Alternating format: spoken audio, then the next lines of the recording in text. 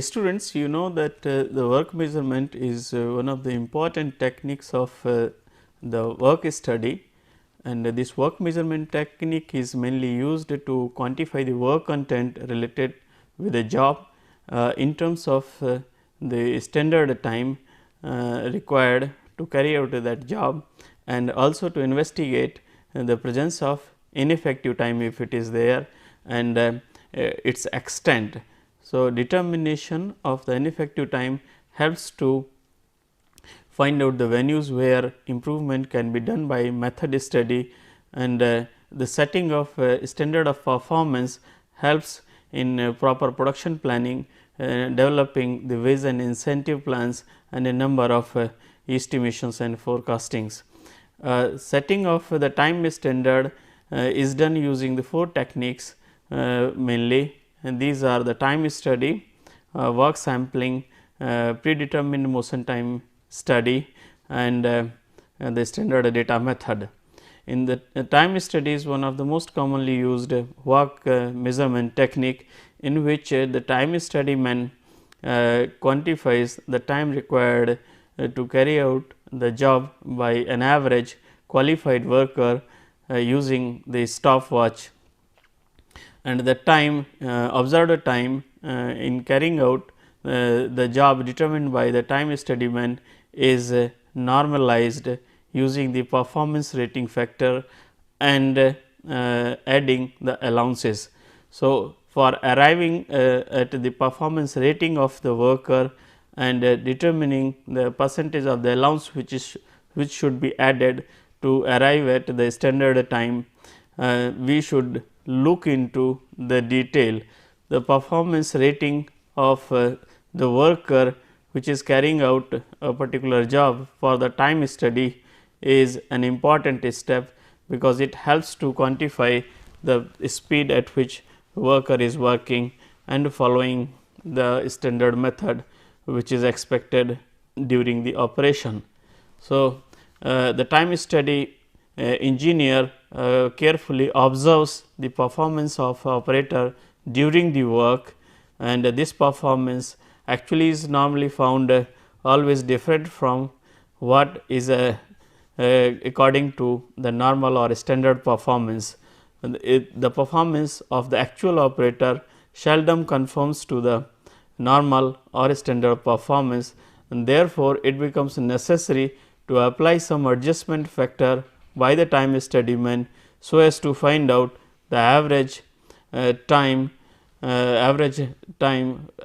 which a normal operator will take to do the same job, and this adjustment factor is termed as performance rating. The determination of the performance rating therefore is an important step in work study, because it helps to find out the rate at which a worker will work during the study, and that is used to quantify and find out the standard time required for carrying out the job, and the same is expected to be done by the other workers. This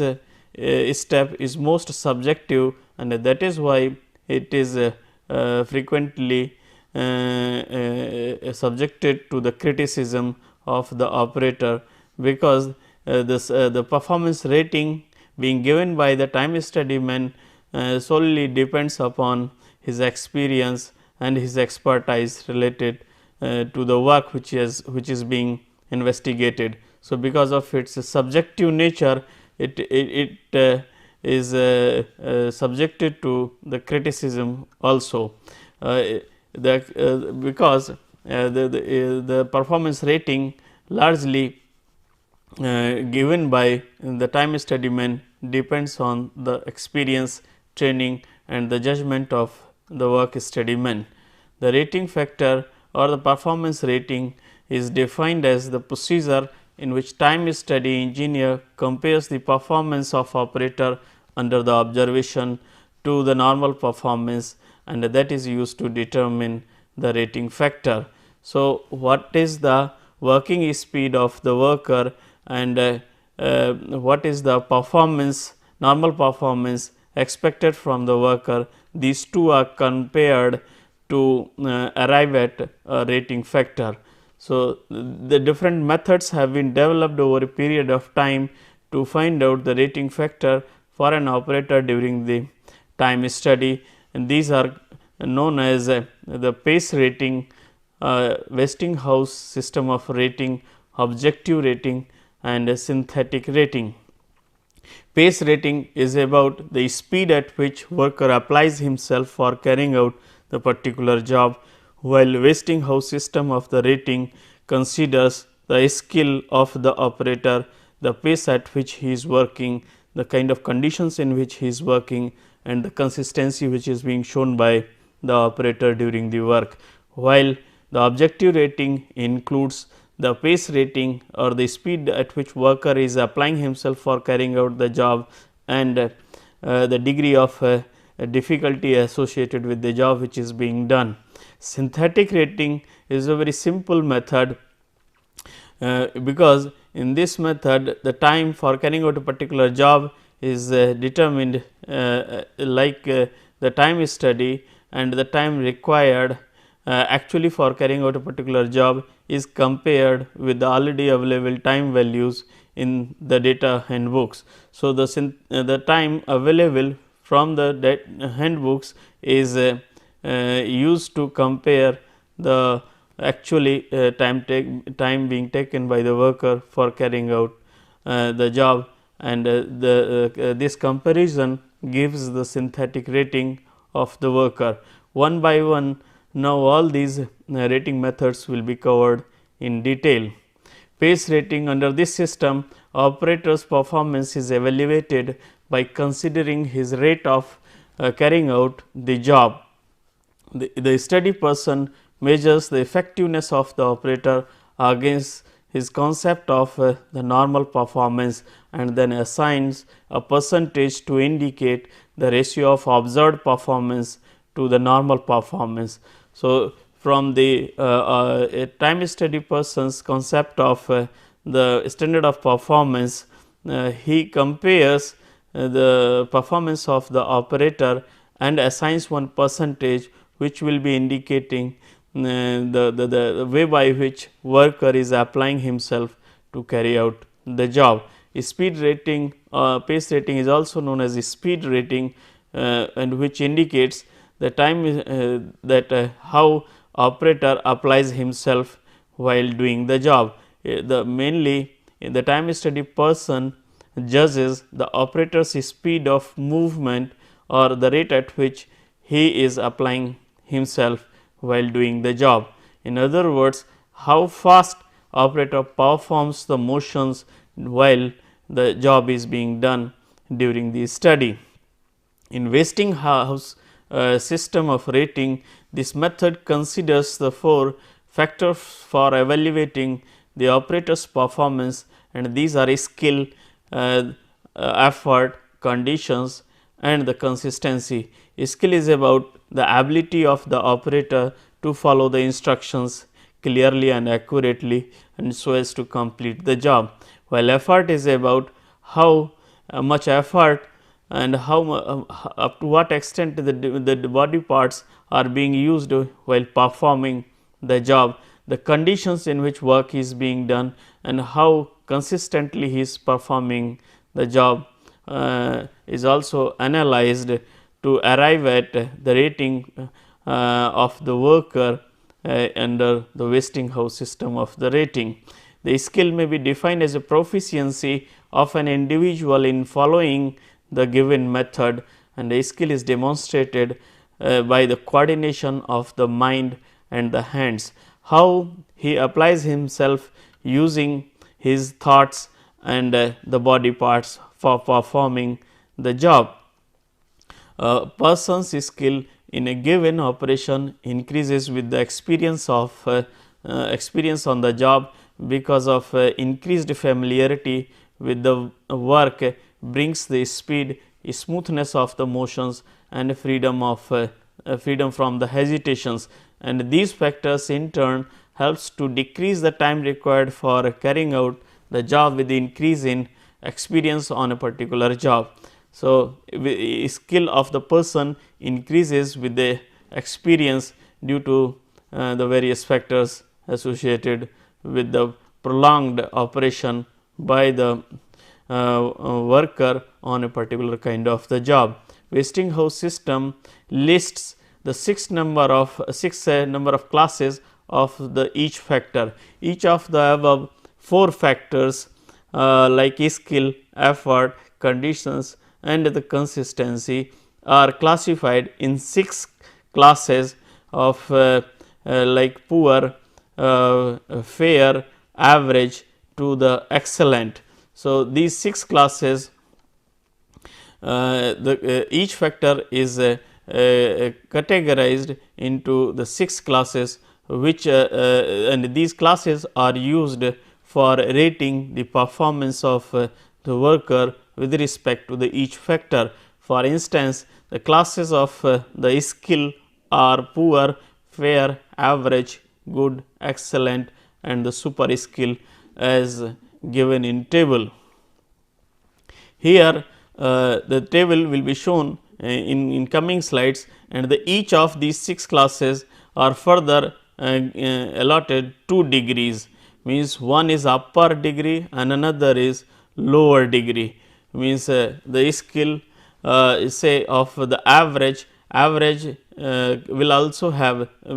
2 degrees of the higher side or the lower side. The time study person evaluates the skill displayed by the operator and puts him in one of the 6 classes, and also takes the decision regarding the degree in which that class falls, higher or lower. Normally 1 is allotted for the higher and 2 for the lower. As equivalent percentage value of each class of skill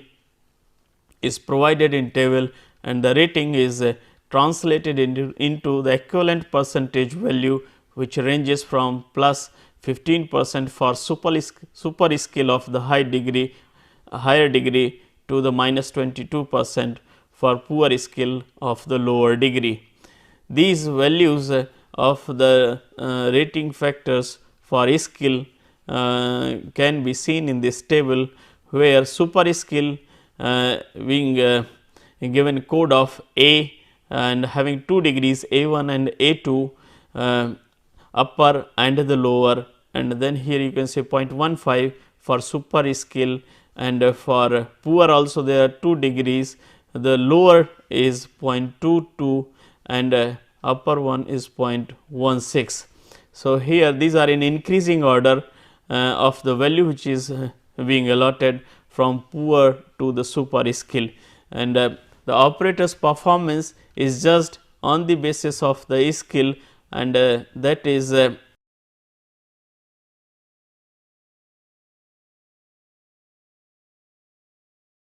then one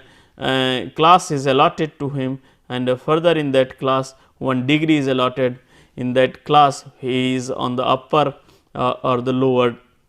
his performance is corresponding to the upper or the lower degree, and accordingly numbers are assigned. The effort rating includes the extent up to which the different body parts are being used and the kind of efforts being used by the operator during the operation. These there are again 6 classes which range from poor, fair, average, good, excellent to the excessive, and each of the class will be having further 2 degrees like higher degree and the lower degree. So, according to the class of the effort rating, here you can say excessive and the higher degree will be assigned a value of 0.13, while the poor of the lower degree will be assigned of value of minus 0.17. Similarly, the values are also assigned for the conditions of working. The poor conditions of working or ideal working conditions, and accordingly the values are assigned for say 0.06 value for the ideal working conditions, and for poor working conditions minus 0.07 value is assigned. The same way consistency is also rated, workers performance is also rated, worker performance is also rated in terms of the consistency, and there are 6 classes from poor to the perfect, and the perfect class is allotted 0.04, while the poor class is allotted minus 0.04. And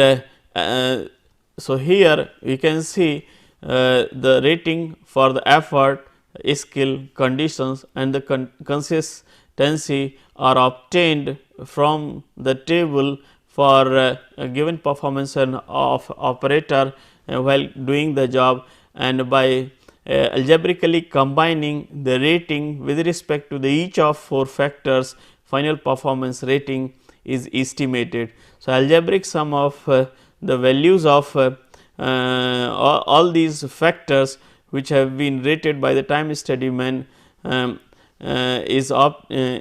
used to find out the performance rating of the worker. In objective rating, as I have said, that the pace rating and the degree of difficulty related with the job is used to arrive at the performance rating of the worker. In this system, speed of the movement of the body parts while doing the job and the job difficulty are rated separately, and the two estimates are combined into a single value.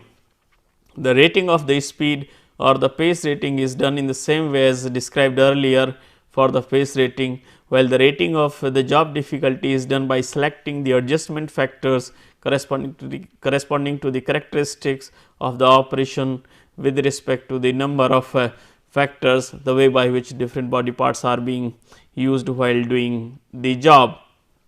So, the adjustment factors for degree of difficulty involves the consideration of the many factors, the way by which the body parts are being used, and the amount of the body used, the foot pedal use, bimanualness, eye hand coordination, handling requirement and the weight to be handled during the work, or the resistance which will be encountered by the operator during the work. These degree of difficulty is obtained by categorizing the work of the operator under these headings, amount of the body used and eye hand coordination and all these factors while doing the job. The Mundell and the Danner have given a table for table indicating the adjustment factors for the effect of various difficulties when job is carried out. So, these values are obtained, and the algebraic sum of those values is used to arrive at the degree of difficulty. So, here for all those 6 factors the job is analyzed and the different values are assigned along with the resistance in carrying out the job or weight which is to be handled. So, after obtaining the numerical values related with the degree of difficulty in carrying out the job, the rating factor of the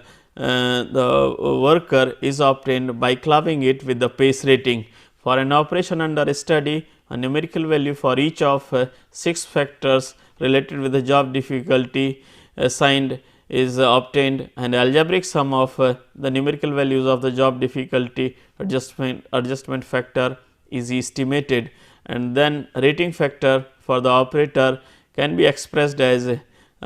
rating factor equal to R equal to the P into D, where P indicates the pace rating factor which has been assigned by the worker,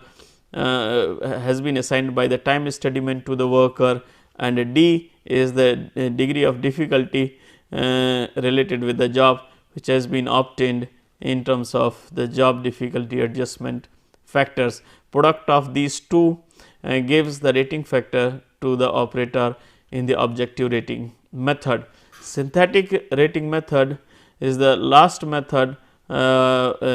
which is being covered for rating the performance of the worker. In this method has the two main advantages, that it does not rely on the judgment of the time study person, and it is very consistent because time values are obtained from the data handbook, PMTS data bank, and the time study is actually conducted for time study is actually conducted in the conventional manner to find out the observed time in doing a particular job. In synthetic method, the time study is generally conducted for manually controlled elements which may be selected from the entire work cycle, and then time values are obtained from the PMTS tables, and the actually observed time values when compared with the time values obtained from the PMTS table are used to arrive at the performance rating of the workers. The time for these elements determined from the PMTS table and compared with the actual observed time in order to estimate the performance rating factor. The performance rating factor is given as a ratio of the time obtained from the PMTS system and the time actually observed. So, the ratio of P by A, where P indicates the predetermined motion time for an element, and the A indicates the average actual observed time of the time taken by the worker in carrying out an element during the time study. So, the ratio of the time obtained from the predetermined motion time study tables and the actual time is used to calculate the synthetic rating performance of the worker. It can be seen from this example that if the work cycle has been divided into the 8 elements and the time study has been conducted, the average observed time for elements are as under, where say the elements from 1 to 8 are there, and out of these 8 elements the 7 elements are carried out manually. These are indicated by the letter M, while the element third is carried out by the machine indicated by the letter P, and for carrying out this element the powered system was used, and the time taken for this is 0.3 minutes, while all other elements carried out manually, and the time study indicated the time for the different elements. It can be seen the average actual time for the different elements 1 to 8, except the time for the element 3. Time for actual time for element 3 also has been given, but it is done with the help of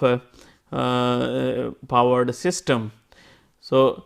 if we see further, M indicates the manually controlled elements, P are carried out using the power controlled systems. The total observed time of the work cycle which is obtained from the sum of the time required for completing all the 8 elements is coming 2.32 minutes. Suppose if we select 3 elements 2, 5 and 8, and which are done manually, and the time values also obtained for these elements from the PMTS table, and suppose if we get these time values for the same 2, 5 and 8 elements from the PMTS table, then these time values are say corresponding to say for element number 2 it is 0.145, for element 5 it is 0.255, and for element number 8 it is 0.145. So, these time values are compared with the actually observed time values for these 3 elements, and if we see the rating factor for element 2 is determined from the ratio of the time required, time obtained from the PMTS table, and the time which is actually required for carrying out the job obtained from the time study. So, the ratio of the 2 gives the rating factor for element number 2. In the same way, rating factor for element number 5 and the rating factor for element number 8 can be obtained, and we can see the rating factor for element number 2 is 90.62, rating factor for element number 5 is 98.08, and the rating factor for element number 8 is 96.66. So, average of average rating factor for of all these elements is obtained. The mean of the rating factors of selected elements say comes out to be 0.9 95.12%. Say approximately it is a performance rating for a performance rating of the operator by the synthetic synthetic rating method for element 2, 5 and 8 is coming 95% is the rating factor that will be used for all elements of the work cycle. So, what is assumed that the 95% is the rating factor by which operator will be working when he will be doing other manually controlled elements also. So, the normal time of the cycle can then be calculated as given below. Here in this table shows the element number, its type, the actually observed time and the performance rating factor which has been allotted. 95 is the average rating factor for the manually controlled elements. So, all the manually controlled element will be indicated by the performance rating factor of the 95, while element number 3 which is carried out using the power controlled system has been allotted performance rating factor 100%. So, it is important to notice that the powered systems, the elements which are being carried out by the powered systems are not rated and they are always given 100% rating. So, to arrive at the normal cycle time, the 0.95 0.95 that is 95% performance rating is multiplied with the actual observed time values for the 7 elements, and 100% performance rating is multiplied with the actual observed value for the powered controlled element, and the sum of these gives the total normal cycle time of the 2.22 minutes. It should be noted that power controlled elements or machine paced elements are always given 100% the rating factor. So, we have seen so far in this presentation that there are different methods which are used for rating the performance of the operator, and these rating factors are subsequently used to calculate the normal time and arrive at the standard time. But to determine and to estimate the standard time, in addition to the normal time, allowances are also added. Allowances are frequently added to cope with those situations which will force the worker to stop the work and do other things, and which may be the part of work or which may be very important, because of which the work is being stopped. So, the factors which are beyond the control of the operators, to take into account those factors, some of the allowances are given. So, when readings of any time steady values are taken over, because why allowances are given, that we can see here from the fact that when the time study is conducted, it is normally conducted for a very short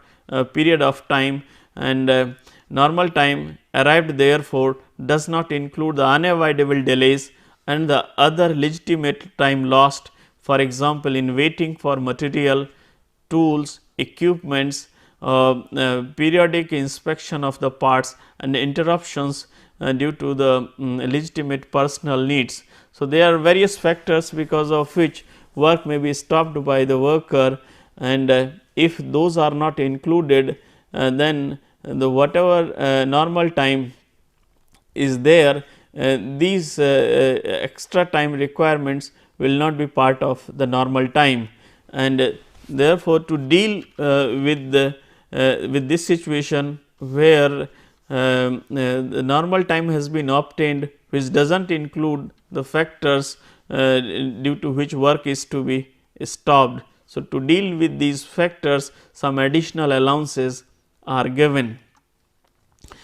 It is necessary and important that time study person applies some judgment or allowance to compensate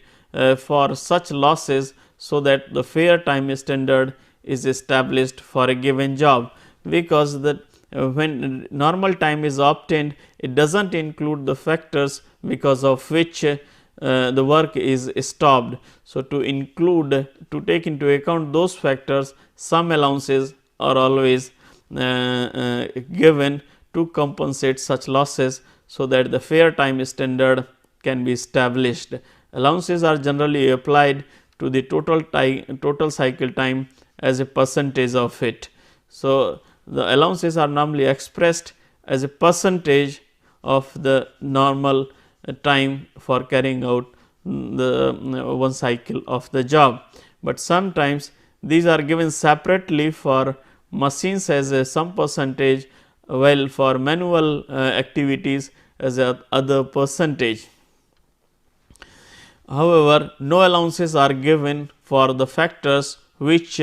may be within the control of the operator, or the factors which are avoidable. The factors which are not avoidable, only those are taken into account while identifying the percentage of the allowance to be given. Most of the companies allow the following types of the allowances to their employees. Some of them are constant allowances, which are given for personal needs and to overcome the basic fatigue, while the delay allowances are given for dealing with the situations because of which work is stopped due to the lack of material, lack of availability of the instructions or the job, or the lack of availability of the machine itself due to the breakdown. Personal allowance is given to fulfill the personal legitimate needs of the body and to overcome the basic fatigue which will be occurring during the job. Normally 5% allowance is given for fulfilling the personal needs, and the special allowances are also given by the organizations, and these are decided in such a way that the operators and the workers or the trainees can have the reasonable level of the earning for fulfilling their daily life requirements. So, if you see this block diagram, how we arrive at the standard time after adding the different types of the allowances. If we see here, the allowances are added to the normal time to come up with the standard time, and these allowances include the personal need allowance and the basic fatigue allowance, which are the part of the constant allowances. Variable fatigue allowance is that which will mainly occurring in the cases where very heavy work is expected to be done by the worker during the operation, while unavoidable delays delay allowance is allotted to deal with the situations which are beyond the control of the worker, and the special allowances are given in form of policy allowance or the rework allowance.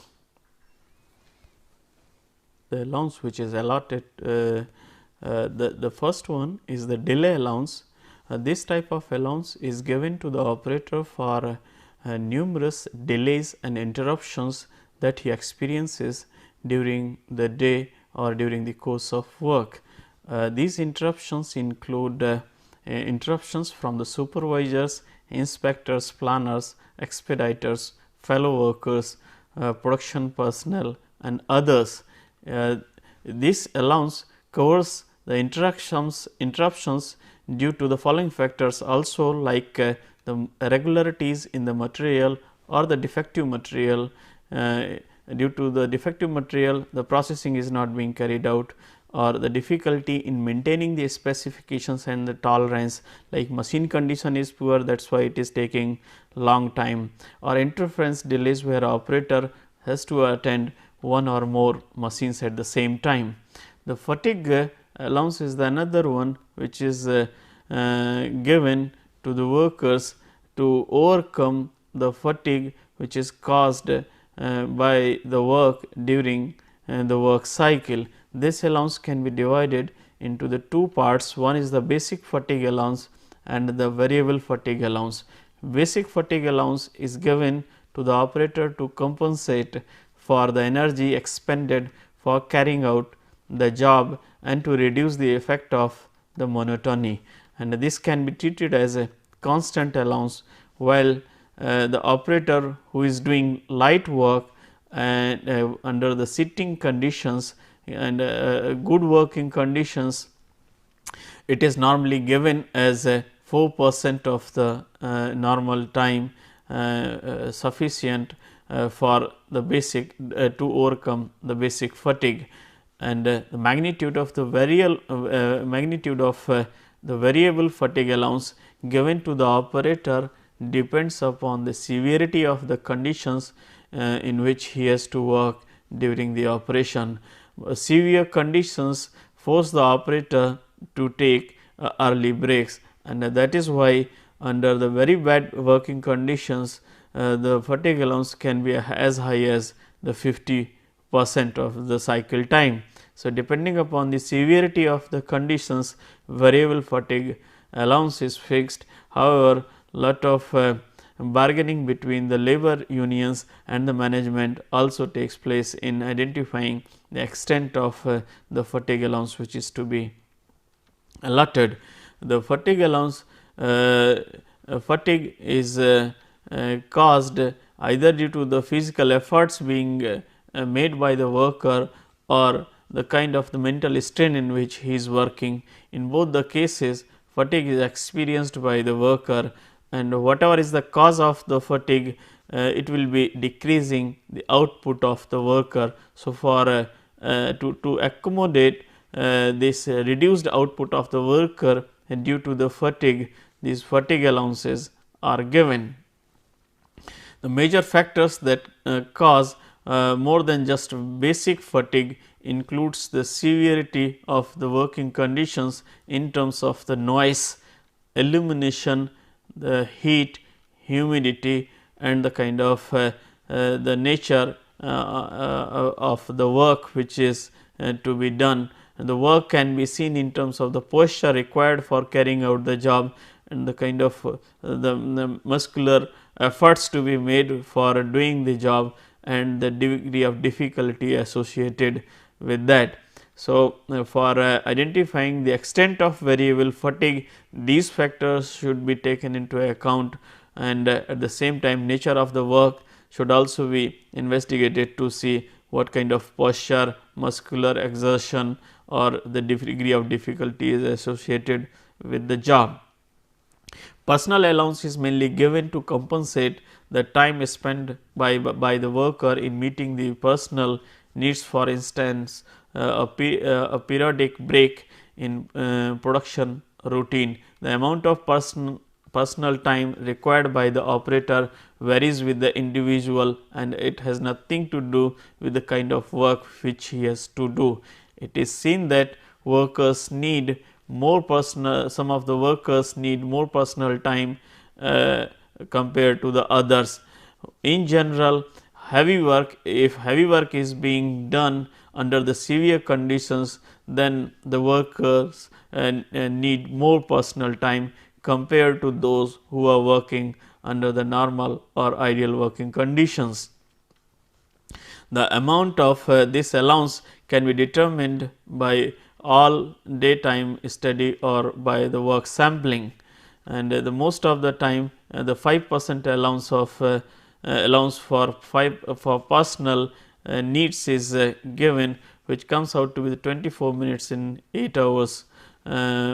shift is considered appropriate. Some of the special allowances are also given by the organizations to their employees, and these are mainly given in such a way that the operators can earn the reasonable amount of funding, so that they can support their lives. Some of these allowances are policy allowance, a small lot allowance, training allowance, and the rework allowance. The companies as a policy many times decide to give an allowance to provide satisfactory level of earning for the specified level of performance under the exceptional circumstances. So, as a policy, organizations decide that some allowances is to be given to the workers, so that they can earn enough to support their lives, provided they are up to a specified level of performance. This may be allowed to the new employees, physically challenged employees, or the workers who are working in the night shift. The value of the allowance, this allowance is typically decided by the management. The small lot allowance is the one which is allotted to the workers when workers are supposed to carry out the variety of the jobs in a day, and that is why if they are not able to get expertise and sufficient experience in carrying out the job, then obviously they will be taking longer time to complete the job. So, taking the longer time will reduce their output, and which can also reduce their earnings. So, this allowance is given when the actual production period is too short to allow the workers to come out of the initial learning period, and when an operator completes the several small jobs on different setups during the day, an allowance as high as 15% may be given to allow the operator to make normal earnings to support their lives. The training allowance is provided when work is done by the trainees to allow him to make the reasonable earnings. It may be a sliding allowance which progressively decreases to 0 over a certain period of time. If the effect of learning on time is known, then the rate of decrease of the training allowance can be set accordingly.